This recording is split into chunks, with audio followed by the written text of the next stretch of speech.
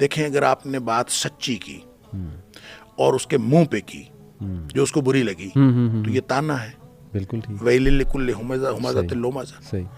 अगर आपने उसकी गैर मौजूदगी में की और वो उसको बुरी लगने वाली बात थी तो वो गीबत हो गई। सही सही। ठीक। ठीक। और अगर आपने झूठ कहा वो तो वैसे ही झूठ है, उसकी तो अपनी बदबू है, मुआशरती तौर पर उसके असरात हैं। सही। लिहाजा जब आप गीबत करते हैं तो उसके नेगेटिव असरात हैं कितने कि नबी करीम सल्लल्लाहु अलैहि वसल्लम ने, एक तो कुरान ने कहा कि मुर्दा भाई के गोश्त खाने के मुतरादिफ।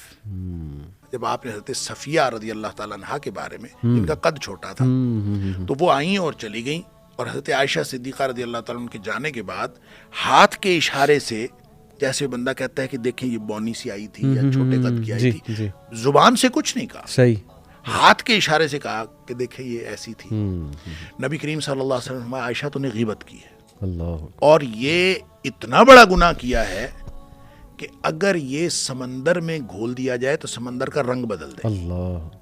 मोहम्मद अली साहब, अगर मैं कहीं किसी जगह पे बैठकर आपकी गीबत करूं और सारी जिंदगी आपको ना पता चले कि मैंने गीबत की है, सही, सही, लेकिन सही। फिर भी मेरे और आपके ताल्लुकात के ऊपर उसका असर जरूर होगा। बेशक बेशक। और ये मुमकिन नहीं है कि उसके असरात ना सही। हो। इसी तरह आप किसी के लिए उसकी गैर मौजूदगी में दुआएं करें, जी हाँ, जी हाँ, जी हाँ। तो वो अलग बात है कि नबी पाक सल्लल्लाहु अलैहि वसल्लम फरमाया जब आप गैर मौजूदगी में दुआ करते हैं तो फरिश्ता का अल्लाह ताला मुकर्रर कर देता है कि उसके लिए दुआ करता है। सुभान अल्लाह। तो ये, लेकिन उस दुआ का आप मुआशरती ताल्लुकात के ऊपर असर देखेंगे।